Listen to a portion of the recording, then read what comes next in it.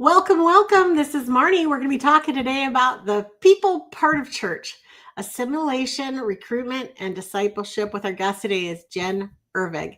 If you work with people, this program is for you. Buckle up. We're going to be talking about how everyone matters, from the parking attendants to your partners and even the pastors. Maybe that's backwards in your mind, but we're going to talk about that. We're going to talk about gifts versus advertisements. Lines are the enemy. Compelled volunteers, how and why to recruit and keep volunteers, genuine appreciation, how to work yourself out of a job, networking with the community, and retention tracking, why it matters. Our guest today is Jen Ervig. She's an award-winning author of 3 books, speaker, pastor, coach, and networker. She's been a credentialed minister for 14 years, hold a Master's of Arts through Kairos University, and also has acquired her Assemblies of God coaching credentials. You can learn more about her over at her website, asmymindunwinds.com, and also invite her to speak via womenspeakers.com. I'm so excited to welcome you here today. Hi, Jen. Hi, how are you, Marnie? I'm doing great, and it's good to have you. And this is such a fun topic. We're going to talk about people, and we could call it people management or whatever, but you have some really great insights for leaders when we're working with people in a church or a Christian setting. Yeah, really anywhere. Yeah, and I'm excited to just dive in. I loved your first point that you had on your notes, and you're like, even the pastors count, Everyone matters. Yeah. Well, it's funny, and it does sound kind of backwards, but something that's always been a passion of mine is people and people development. Like God has gifted everyone with such amazing gifts. And a lot of times, I'm shocked how people still with all our little tools, Enneagram, DISC, all the things that people still don't know what they're made of and how they're equipped. And so I love discovering that and really setting people up for success and networking them with each other. But when it comes to, what you see happening in a church or even any place where you have volunteers, literally everyone matters. And so the pastors matter. And I say that because, the pastors matter. Like you said, it sounds backwards, but here's what I mean by that. They matter in that they set the tone for servanthood. And so I always, especially, and I know that we shouldn't care when people are watching, but because I'm setting an example as a leader, especially when I know it's a Sunday or something and people are watching, if I see garbage on the ground or something, I'm going to pick it up myself.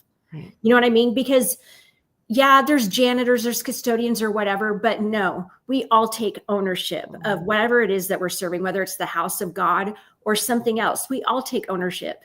And then parking attendants, this is where the parking attendant's even more important than the pastor. It's one of my favorite stories, Marnie. Are you ready? I'm ready.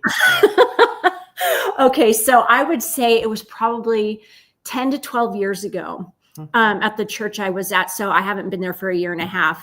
But at the church I was at the time, there was a single mom coming to church on a Sunday, and she could not find parking, and she was frustrated, and a parking attendant could see her and see that she was frustrated and she was about to leave. And he hailed her down.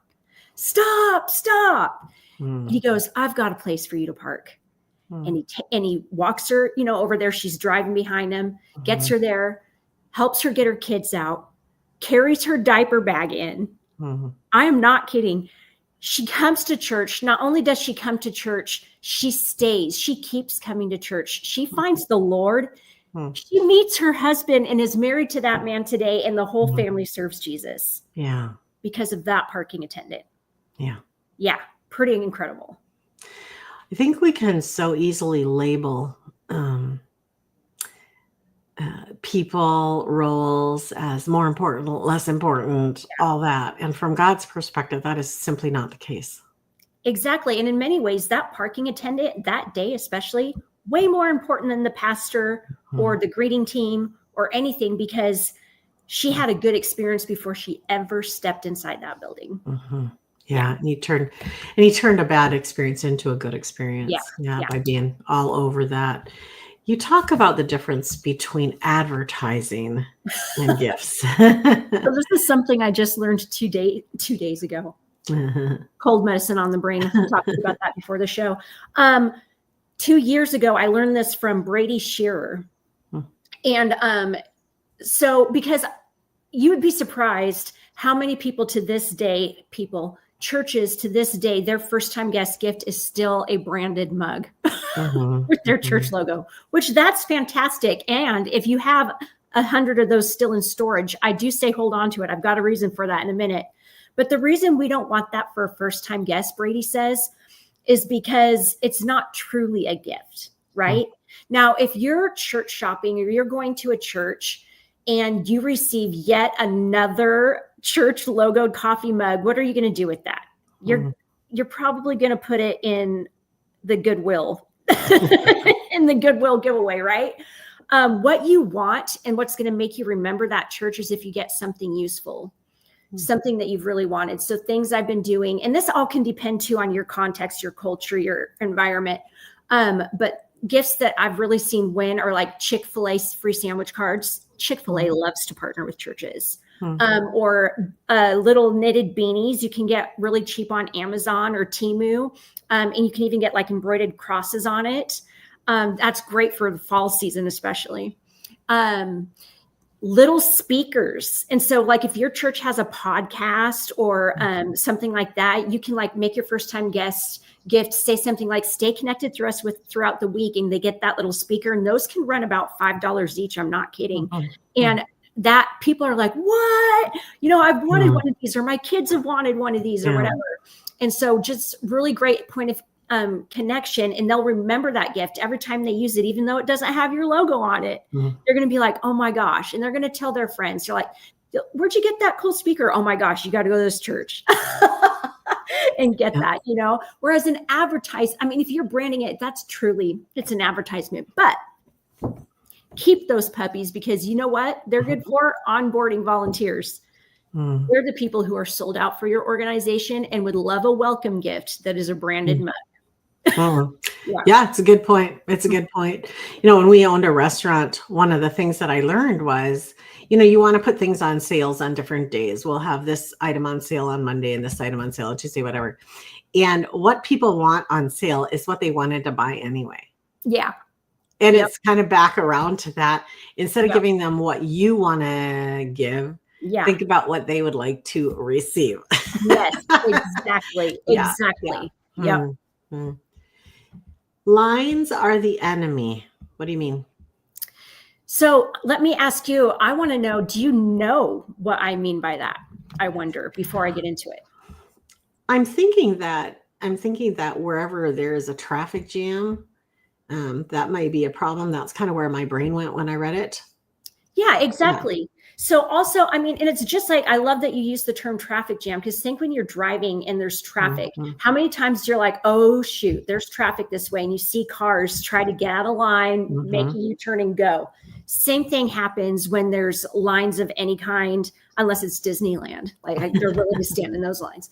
But like in church, getting your first time guest gift, if there's a line, they're out the door, and then you've lost getting that connection, that information. And so I always tell people working the hub or the welcome center, whatever your church calls it, if you see even 2 to 3 people starting to form a line, what you need to do is grab a handful of your gifts, step out from behind the counter or the table or whatever it is, and ask them to kind of gather up around you, huddle up around you.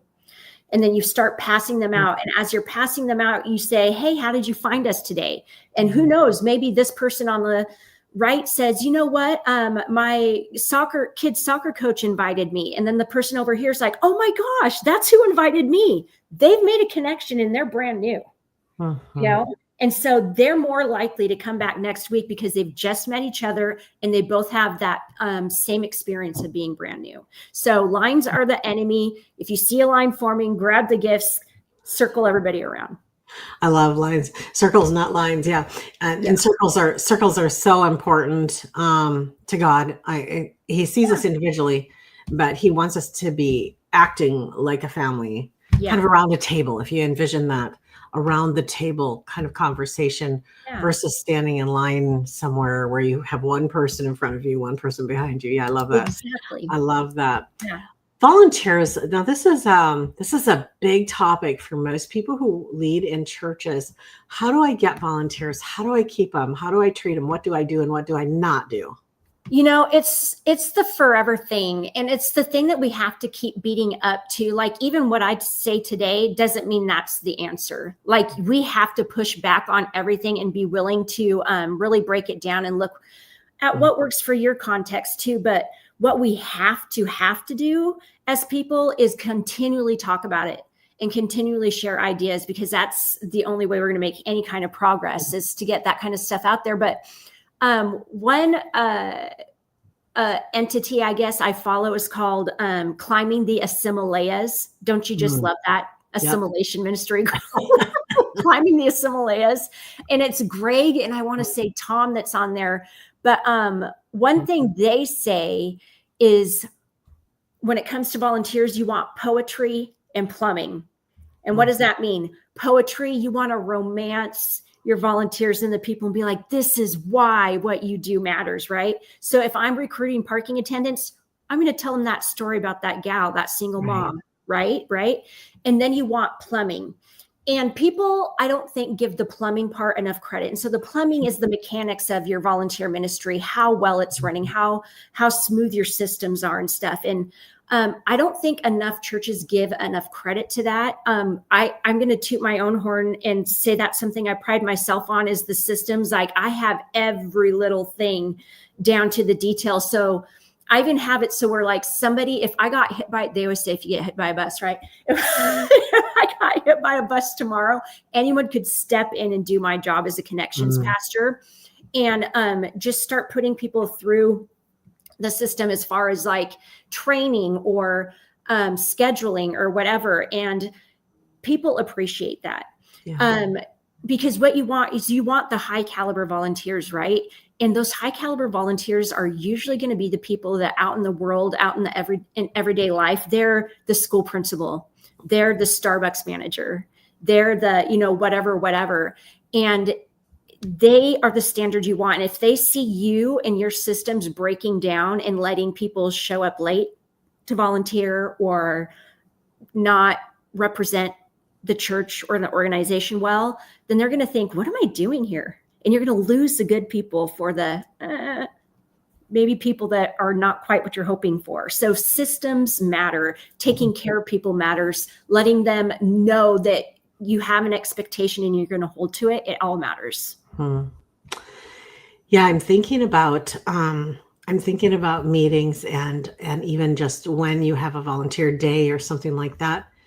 And one of the ways that I was taught to value people's time was, instead of saying, okay, we started 5 minutes late, you can say, how many people are here? 100 people are here. We started 500 minutes late. I love it. I know.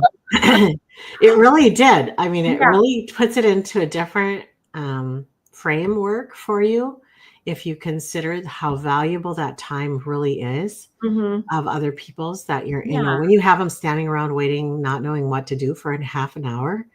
If, like you said, and it's just different, it's different perspectives of the world, but somebody who is at a managerial level is really aware of the value of their time and every person's time around them. And it hurts them to see this wasted, so that's what you're trying to say. It isn't that we don't want everybody to help volunteer. It's that some people are going to bring a different level of expertise, a different level of skills and things like that to it. And those are the people that really fill it when we drop the ball with our volunteers. Right. And I mean, and like you said too, we want everyone to volunteer. We want everyone to find their place. Yeah. But when you set the certain standard too, people are going to rise to the occasion, whereas if you kind of just let things go, and then, your high caliber volunteers that you want, the other ones who could rise to the occasion to kind of be like, they're going to be like, what is happening here? But, and I will tell you, you want to know a secret? I have fired a volunteer before. Yeah. Right. Yeah. And I didn't want to do it, but it was like 3 times, and actually it was a parking attendant. Puppy. That one's a friend. It actually was a parking attendant. This was several years ago.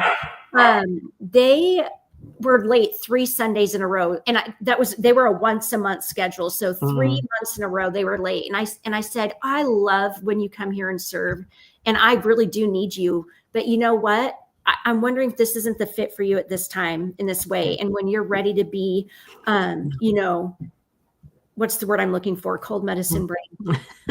Consistent, dependable, then please come back, because your personality, everything else shines. I know people love seeing you before they walk in the door. Yeah. Well, it makes it hard on the rest of the team. That's the problem. Exactly. Is that when somebody isn't there to cover their section, then it makes other people step in and do extra work that they weren't expecting to do. Exactly. So there's legitimate reasons for holding people to a standard. Genuine appreciation. Oh, this is one of my favorites. Again, just because I love people. And it kind of kicks back a little bit too to that first time guest gift. Give them something they actually want. Appreciate them in a way that actually means something. So you're going to want to learn your team's love languages. Is it words of affirmation? Is it gifts? Is it, whatever? If it is gifts, what is it they really want? Because if you're giving them a Starbucks card and they can't stand Starbucks, then that's not much of a thank you, right?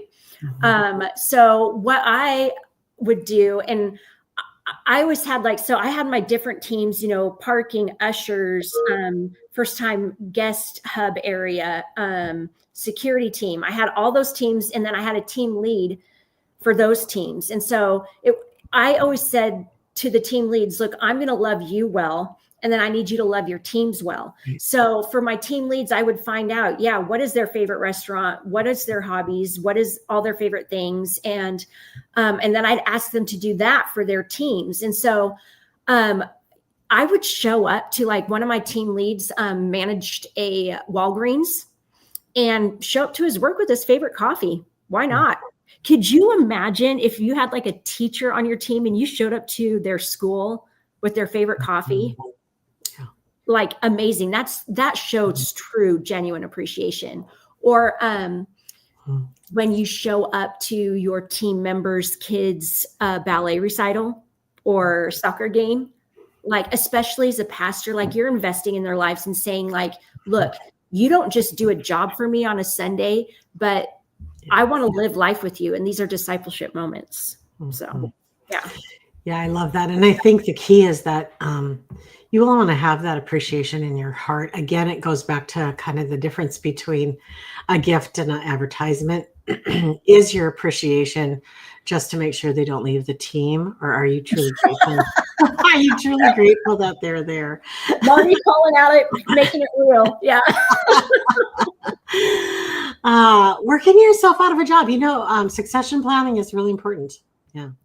So like I told you, I love systems and stuff too. Like I said, anyone can step in and do my job, but it is important to work yourself out of a job. I mean, we have to be real. As much as we may love the church we're at, the job we're at, love our role, you're not going to be there forever for various reasons. Whether it's just a season in your life, or you age out, or the Lord takes you home, whatever it is. And if you really love your people, really love your church, really love your organization, then you want to set them up for the future. You want to set them up for success. And so it's always been one of my favorite things to have the interns under me, or, those 20 somethings in college wanting to learn ministry and stuff. I'll take them with me everywhere. I'll take them on hospital visits. I'll take them, on coffee appointments with first time guests and stuff, because I want them to be able to step in when I have to step out and just take care of it. There was a joke for a long time. There was this gal one time that, this was years ago. I want to say 6 years ago. She stopped me in the lobby at church and she goes, I'm just in awe of your job. How do I get your job? I want to be you someday.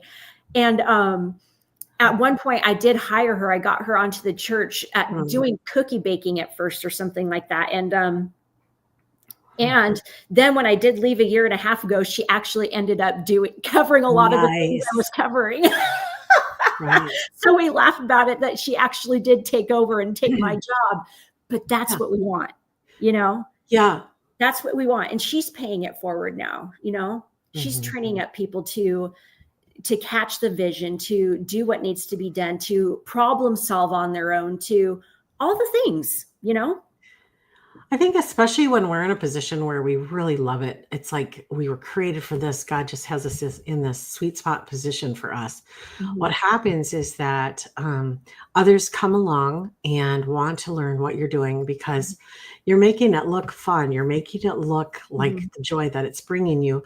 I have a friend who's been the leader of worship in a church for many years, and she just loved it so much. And she has trained up, I don't know how many dozens and dozens and dozens of young people who have gone on to be in worship bands and leading worship in other churches and, like that. And I think one of the challenges as a leader is to open yourself up to that, to being replaced.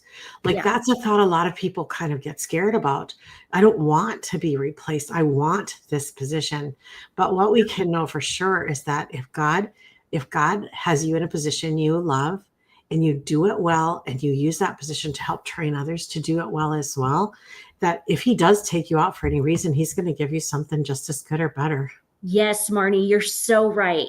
And that's just the principle of how he's created life to work. Right. And we have to remember too, like we're living for heaven, future heavens and earth. And so everything we do here is going to be exponential there. And so, it's hard to give things up, but if somebody can do your job and wants to do it to at least 70% of the capacity you can, let them do it.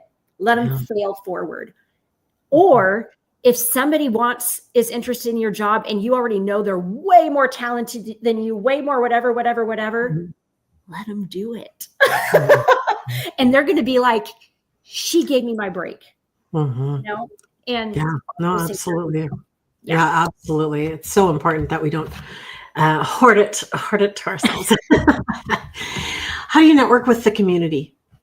Yeah, that's a great question. So the last church I was at about a year ago, I just started actually with another church last week, so moved on again. But the last church I was at, they're nestled in this cute little town. I think of it as kind of like a Hallmark little town. And so it was so fun to get out there on Main Street in downtown and go to the businesses and be like, hey, I'm Pastor Jen. I'm the new pastor here. And I just want to introduce myself and let you know that I'm always about ways I can partner with you in the community. And so, our relationship can be mutually beneficial.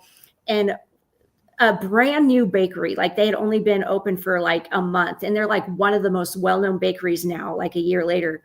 They gave me a stack like this of free cards for free cookies. They said, hand these to every child that walks into your church as a brand new kiddo to that church. Yeah. All because I just went out there and said, hi, I'm Jen, and that helps their business, because then those parents and stuff are like, oh my gosh, their kiddo's getting a free cookie, sure, but they're like, your sourdough's amazing, taking that home for dinner, and that kind of thing. And just those kind of relationships, it's important, because especially too, like if you live so that's, like I said, that town was like a cute little like Hallmark movie town, but there's been other towns and cities that, it's a little rougher. And so you're trying to serve the community. But when you partner with those entities, then when you have like, say, a back to school bash or, a Halloween carnival or something like that, they're going to partner with you and take care of people. And those people are going to really feel like their community loves them, both their church and non-church members of the community. So, yeah, I love how you love people. Instead of waiting until you want to go in and ask them for something, you're proactive. You go in and create the relationship long before you're going to come and ask them to donate something. Well, and they offered the cookie cards. I didn't even say anything. I'm just like, hey, I want to partner with you some way, somehow. And they're like, here you go. Thank you, Jesus. Well, and it was such a gift to them too, to have those handed out. So we're always looking for the win-wins that we can just celebrate others as well. Retention tracking. First of all, what is it and why does it matter? Yeah. So retention tracking. So When it comes to assimilating people into your church or your organization, first of all, churches, I'll say, and you can look this up, it's various entities will have these numbers, but most churches retain 10 to 20% of their first-time guests. The systems I've created in the churches I've been with have a track record of retaining 40% of first-time guests. And the way I know that, the way I track that is when I get a first-time guest, I start a spreadsheet. And so I'll put their name in that first Sunday they come. And then I have like, my little tabs that say, 3 months out, 6 months out, and 9 months out. And what I'm looking for is either in planning center or church community builder, whatever it is that like you have your kid check for kids ministries with, or your volunteering system or giving. I'm looking if they've connected with the church at those time marks, 3 months, 6 months, 9 months. Have they checked their kids in it for anything? Have they volunteered? Have they joined a life group? Are they giving? Now, I don't ever have, eyes on the financials. So I always ask the financial person, I don't even want to know how much they're giving. Right. Sure. Did they give? Because that means they're here. Right. They're engaging. Right. Yeah. And so that's how you can retain, track your retention, which I think is huge. And another part that I found that's really important in tracking retention, and I put this in the, like if you do a first time guest survey, like, so they visit and you say, hey, thanks for visiting. Here's a link. Can you please like help us get better? And one of the questions in the survey is, it's little check boxes. So like, hey, you might say, it says like, check what best fits you. Maybe you come to church once a month. Maybe you come to church twice a year. Maybe you're a creaster, Christmas, Easter, whatever it is. And so what you're tracking there is whether they're churched or unchurched. Right.